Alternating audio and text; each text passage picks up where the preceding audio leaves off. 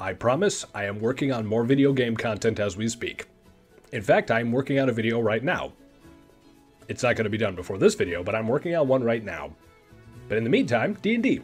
So you want to rob a bank. Hey everybody, and welcome to episode 6 of First Time DM Diaries. So when last we left our heroes, they had encountered a plot to kill Frank, saved his life, got in a scuffle with some mercenaries, Petrie died, and then both Petrie and Littlefoot received the exact same mission from two separate gods. So now Petrie's back to life with a whole new mission. But more importantly, they've now started their war. So I told them they've got about a week in-game until the invasion starts.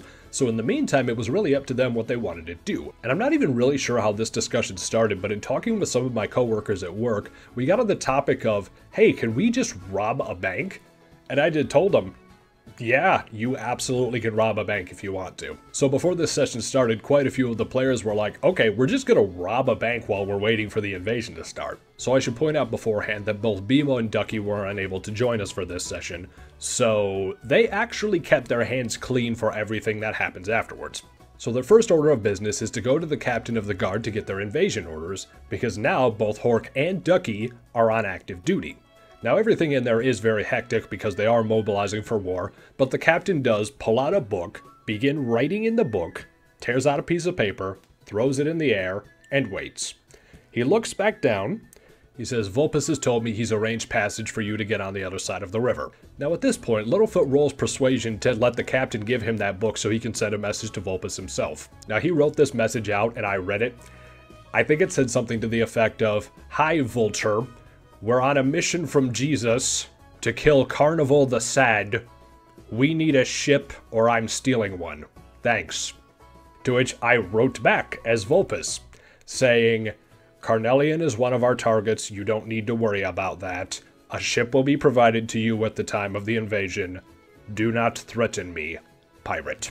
At which point we all just kind of determined that wasn't a threat, that was a promise. If he wasn't getting a ship, he was stealing a ship. Now the other order of business, they've lost Louis and they would like a new soldier. Now again, the captain of the guard is really not trying to give these guys soldiers, especially because they just mobilized. But they actually rolled decent enough persuasion. So what he said was, okay, look, I have this extra soldier lying around. I'll give him to you if it will get you out of my hair right now. They said, sure thing. So I pulled up the monster manual, I looked up the stats for a guard, pretty generic stats, and gave that to them. This guard's name is Stewie. Or it was Stewie before all the players bullied him and said, nope, you're Louie now. But my name's Stu. Nope, Louie. New Louie. In fact, I think it was Jeff's idea to take Louie's old armor and give it to him. So now you're actually Louie now. And Stewie just can't argue anything, so he just looks so dejected the whole time, just... So now at this point, the subject of robbing the bank comes up again. Now, Littlefoot being a paladin, he is lawful evil, but the important part about that is lawful. He's not just going to rob a bank for no reason. Now, all the other players try to convince him that it is a good idea and it is the right thing to do. So what I did was I had Stewie chime in and say, well, actually, a lot of the money that goes to that bank belongs to the Red Sun. To which the players then said, shut up, new Louie. So some of the players actually did roll persuasion on Littlefoot and try to convince him that, hey, if this mercenary company is running money through that bank, these guys are evil, so it's okay if we take this money. And surprisingly, that worked. So the first thing they do, they go into the bank to case the joint out. I let them know it is extremely crowded. There are merchants doing business up, down, left, and right. And now that war's about to hit, they are making damn sure that they at least have their money or are assuring their money will be secured. So I let them know there are 4 guards on each corner of this room, several teller windows, 2 heavily secured doors that go to the back, and no obvious way of entry aside from those 2 doors. It is also a multi-level building, so there is an upstairs and possibly a basement as well. So the first thing that happens is Hork walks up to one of the guards and starts asking him questions about, hey, so what's the pay here? How do you get this job? What's the job like? And I don't remember if I even had him make any kind of roll, but I did have the guard tell him, oh, you know, pays pretty well, it's contracted work, and we do actually live right upstairs, so if anything happens, we can rush down really quickly. Meanwhile, Petrie and Jeff wait in line and are greeted by a gnome woman behind the teller window. And poor Jeff got steamrolled so badly. He walks up, he's like, hi. She's like, hi, what do you want? He's like, I wanted to open a safety deposit box. And she just super quick hands him a piece of paper. Fill this out, next in line. And he was so damn confused. He's like, okay, do I fill it out? He filled it out. So now Petrie's next in line, and he starts asking her about the security of this place. And she's just like, why do you want to know? And he says, well, you know, if we're going to be securing things here, we'd like to make sure it's secure. It's very secure. We have security measures in place. And he was not liking any of the answers, so he asks if he can speak to the manager. No problem at all. The manager comes out, talks to him, says, hello, sir, how may I help you? Well, we're interested in securing some very valuable items here. I'd just like to make sure it's heavily secured. The bank manager assures him, we have various guards stationed around 24/7, we have heavily secured doors, and the vault itself is magically guarded. Now at this point he wants a bit more specifics on what do you mean by magically guarded, and his answer is twofold. First off, even he does not know the combination to that safe. The way this works is, he gets the combination every day from the owner of the bank, and then uses mind wipe magic so he does not remember it. And the second point of security, he just tells Petrie, well, let's say anyone who enters that vault who is not supposed to be in that vault, bad things will happen to them. This was a good enough answer for Petrie, but then he asked the bank manager, who owns this bank? I had no answer for that. So literally off of the top of my head I said, oh, that's Mr. James Jasper.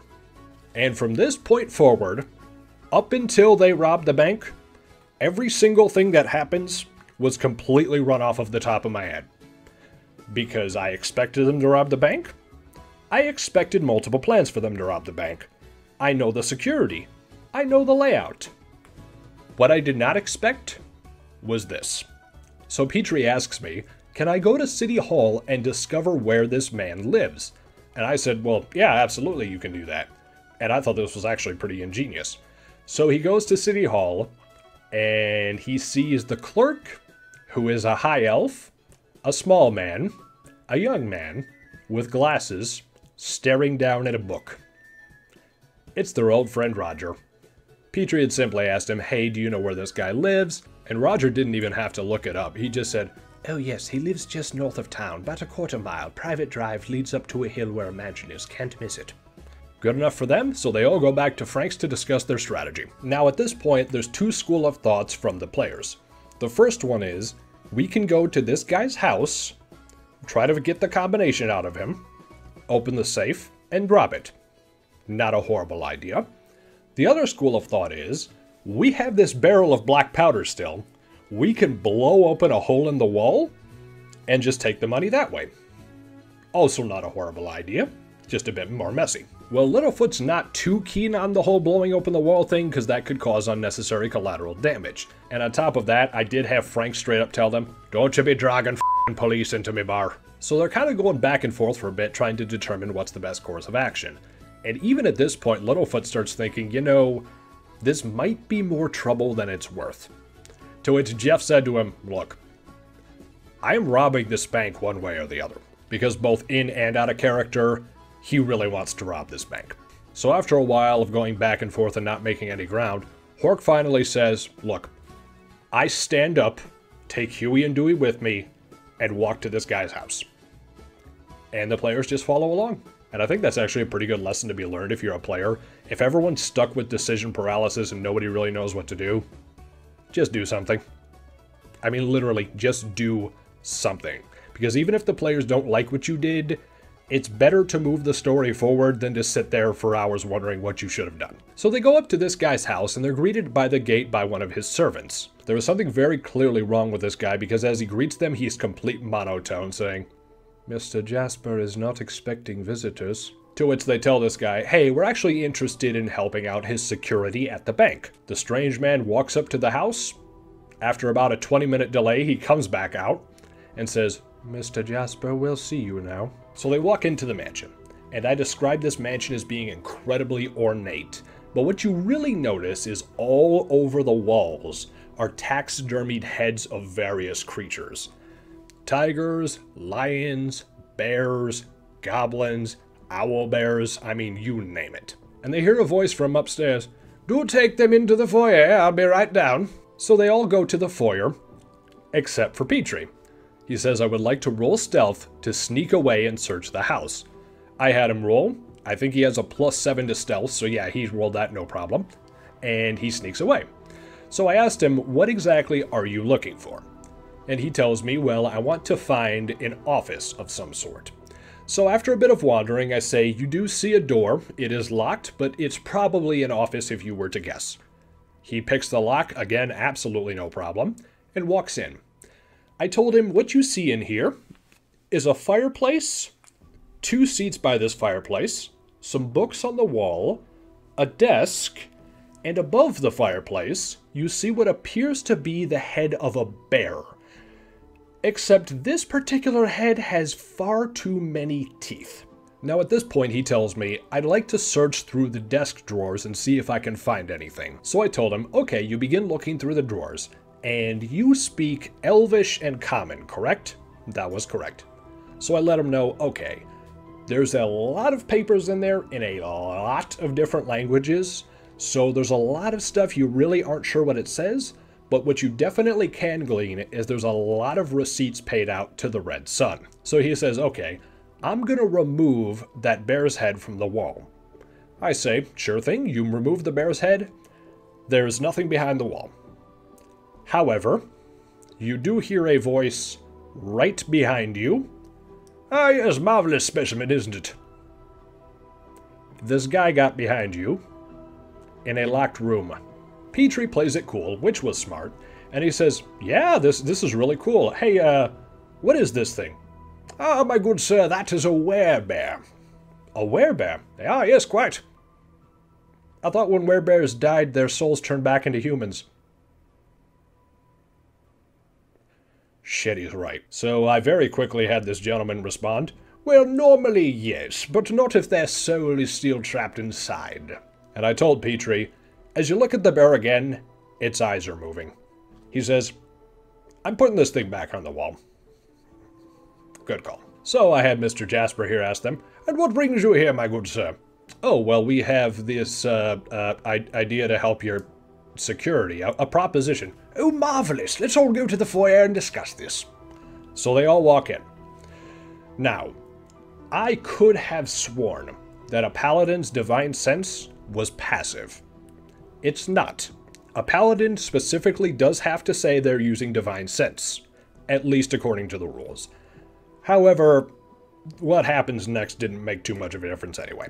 So as they both enter the room, I describe Mr. Jasper as being an older gentleman, white hair, full-on mutton stash, wearing what appears to be a red military uniform with various medals. It's no army any of you recognize, but it definitely appears to be high in ranking. And then I tell Littlefoot, as soon as this man enters the room, with your divine sense, you are getting an overwhelming feeling of evil. So he enters the room and asks them, what is your proposition? Littlefoot, bless this man, starts telling him, okay, look, so we're here to help you with security. All right, I'm listening. So you're security, right? Right. So, snakes, okay? Snakes. Yes, snakes, I'm with you so far. And I don't know where the hell he was going from there, but snakes was about the end of it. And by the way, this is now a recurring joke, so anytime anything regarding snakes comes up in the campaign, we just go, so snakes. And at this point, I told Littlefoot, give me a wisdom saving throw. Didn't tell him why. He rolled high enough, incredibly. So then Jeff chimes in and says something to the effect of, look, we're here because we feel like we can greatly help secure your bank. Maybe you could hire us on. And I said, you give me a wisdom saving throw. He failed. Now what's interesting about the spell Detect Thoughts is if the person fails their saving throw, they actually are aware that their mind has been read. So I tell him, he just read your mind. And his smile just kind of fades. So after staring at him for a few moments, he looks to them all and says, you wound me, sirs. Why such deceit? Surely we could speak as gentlemen. And it's around this time Littlefoot actually asks me, out of character, wait a minute, is this guy a fiend? And I actually had to check the monster manual. He is a fiend, yes. So he says, I have to kill him. And it was one of those things where, again, my understanding of paladins wasn't great at the time. I've actually read up on it now and I have a better grasp. But it was one of those things where, I mean, yeah, a paladin probably should kill a fiend, even if they're evil, because those things are literal hellspawns. So the discussion continues back and forth between Hork, Petrie, Jasper, and Jeff, because Littlefoot's not talking at this point. And Jasper, now knowing exactly why they're here, gives them a counteroffer.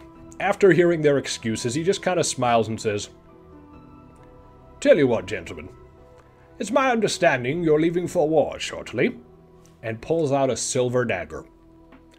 He tells them, "This dagger consumes the soul of the people it kills. Now, I've no doubt you're going to be killing countless people over there. If you take this with you, and collect as many souls from me as you can, I will give you the combination." Now, most of the players are like, "Pfft, deal. Littlefoot, nah." So they actually accept the dagger. But at this point, Littlefoot tells the other players, "Look, I'm going to kill this guy." And all the players are all like, "Please don't do that." Because something else I should mention about Mr. Jasper, he has shapeshifted a few times in front of them as well. When he read Jeff's mind, Jeff said something to the effect of, "Oh, what, because I'm a tiefling?" He transformed into a tiefling. Then Hork tried rolling seduction against him, and failed. Multiple times, I might add. Which is hilarious, because now it's a running theme. Every time he meets Jasper, he tries to roll seduction. And I've not fudged these rolls at all. He fails. Every time, he fails. So I had him transform into a Hork and say to him, "You know, I've seen many orcs in my time. You ain't shit." So now at this point, they know he's a very powerful magic user. And out of game, they know he's a fiend, which cannot be anything good. So they're all now very strongly out of character, pleading him, "Please do not fight this thing, because whatever it is, it will probably kill us." But eventually it came to the point where Littlefoot said to Jasper, "Look, I'm going to kill you." "Whatever for, my boy?" "Because you're evil." Now Jasper finds this hilarious, because one, he knows that Littlefoot is just as evil. Maybe not just as evil, probably nowhere near as evil. But he's evil too. So he hits him with a line from Paradise Lost. He simply just snickers and says, "Evil be thou my good." Of course he would quote Satan. And Littlefoot, not knowing the reference, says, "Gesundheit." But when it came down to it, Littlefoot was not gonna back down. So Mr. Jasper just kind of smiled, put his hands behind his back, and dared him to. So combat began. Hork was first in combat, and he swung once, and missed.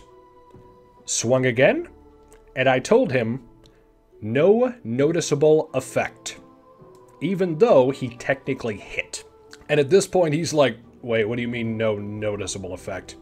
I'm like, "Well, you hit him. It does not seem to have affected him whatsoever." Next up was Littlefoot. He swung twice. Again, no noticeable effect. Then it was Jasper's turn. He uses 2 claw attacks. And I told them, you don't see it, but he swipes at your face and you feel claws. And currently, you now have an overwhelming feeling of dread. To which Littlefoot then says, "More so than usual?" "Oh yeah." Didn't do a ton of damage, but the damage was done, believe me.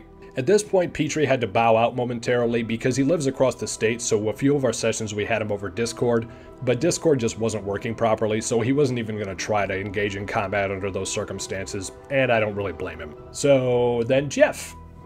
He uses the Wand of Wonder for the first time ever. So I told him, go ahead, roll D100, and how the Wand of Wonder works, every certain amount of percentages something different happens.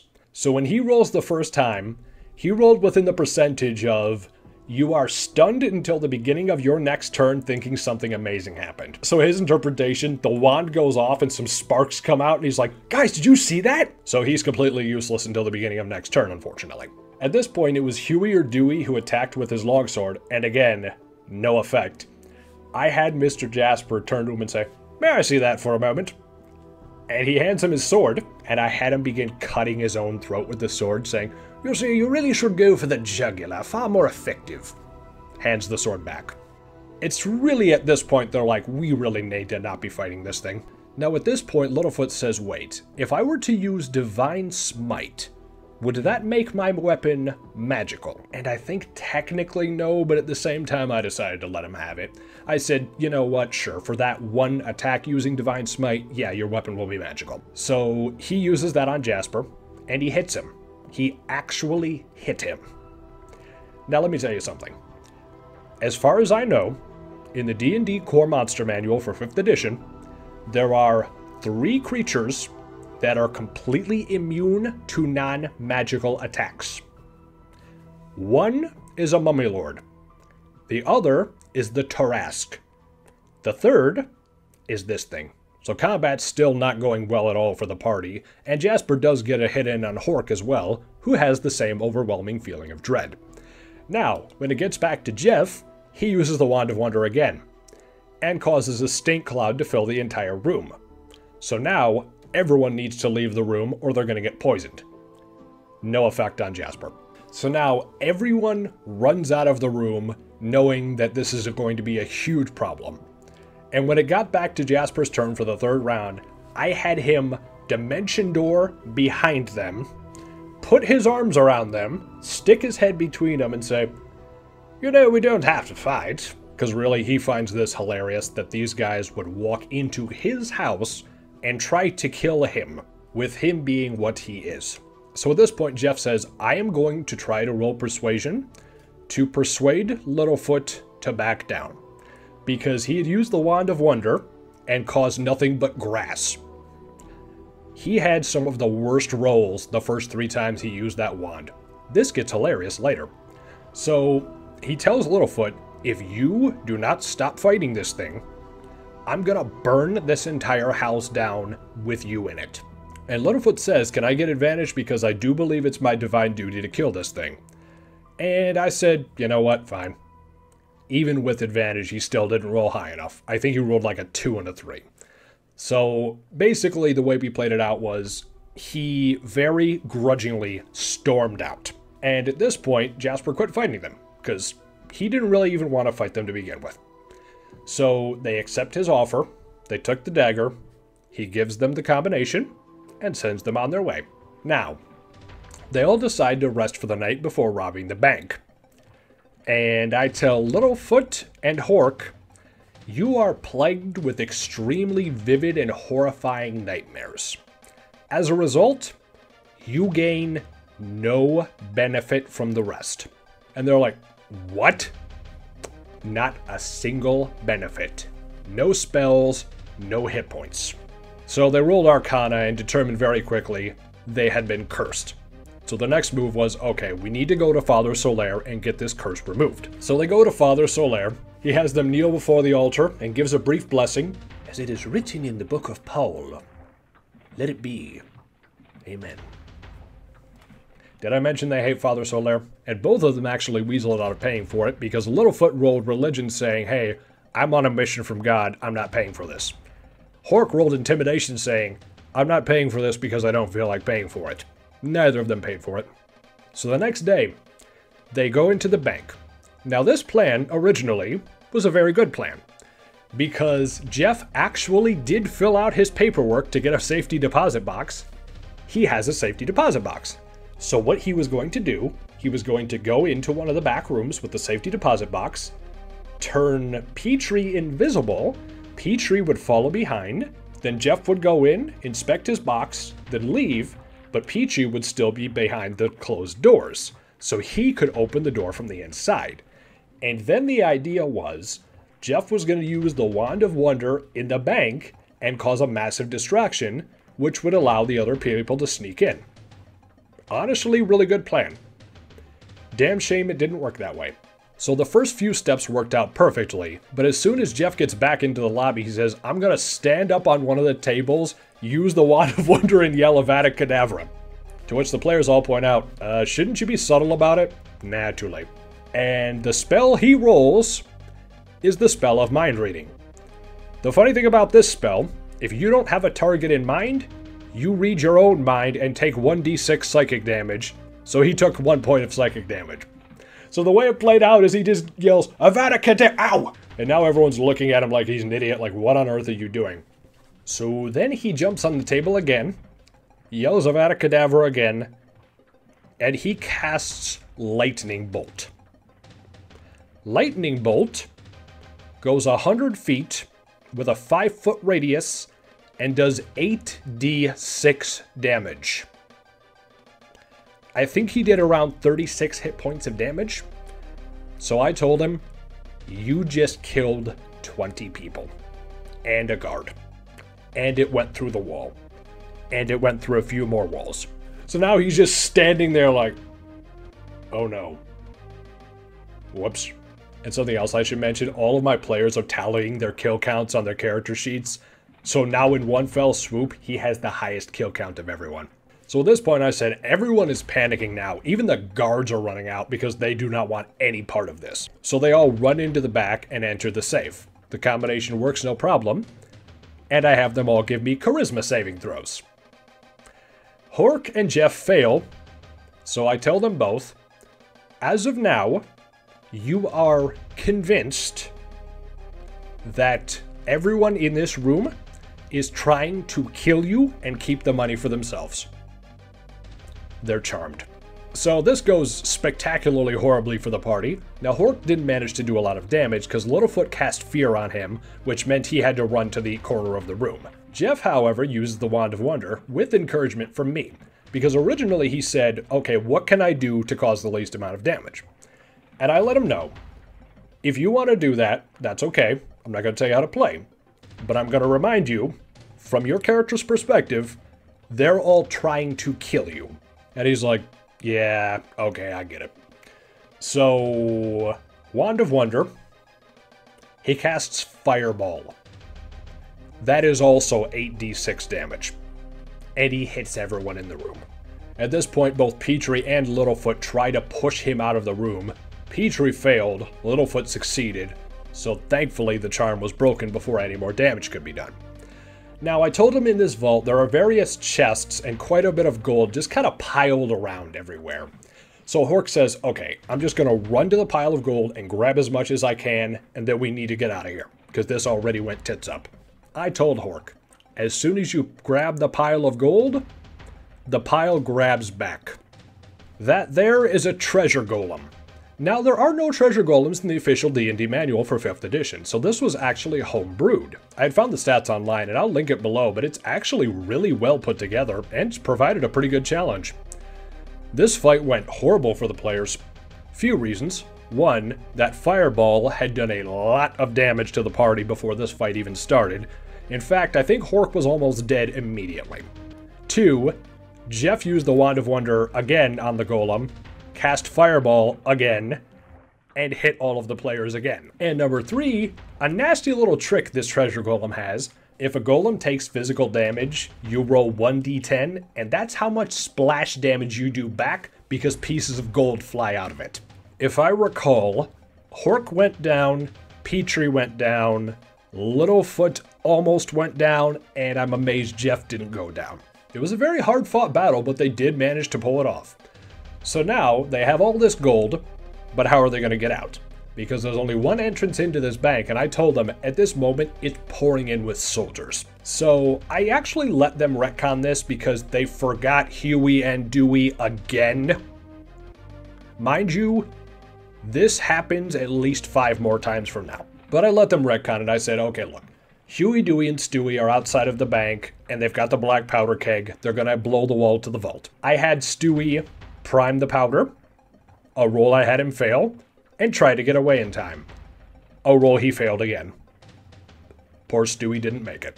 So I had them and Huey and Dewey grab as much gold as they possibly could and run back to Frank's Tavern.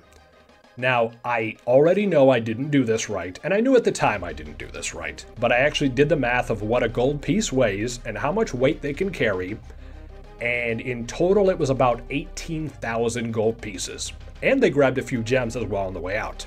Now I know, with their equipment and everything else, it wouldn't have been that much, but whatever. They robbed a bank. Let them get away with it. So they all rush into Frank's Tavern with all this gold, saying, Frank, we need to hide this quick. So he opens a trapdoor behind the bar. There are catacombs beneath this bar. He opens one of the coffins, and there's the skeleton of a dwarf in there. He says, Grandpa here will watch it for you. So they store it all in there, and that's where we ended the session. This session was a ton of fun. Probably one of my favorite parts of this session was just how many times the Wand of Wonder completely failed Jeff. In fact, he used Gust of Wind on the Golem as well in the bank, and the Golem succeeded his saving throw, so it did absolutely nothing. But that's really the fun of that wand. It can do just completely useless things, but man, when it rolls Lightning Bolt or Fireball... Whew. Now let's talk about Mr. Jasper. So, I actually, before this session, was looking through the monster manual at work. And I had shown a couple of the players, being Bimo and Jeff, this particular creature. I said, read this thing's stats, because that is just evil.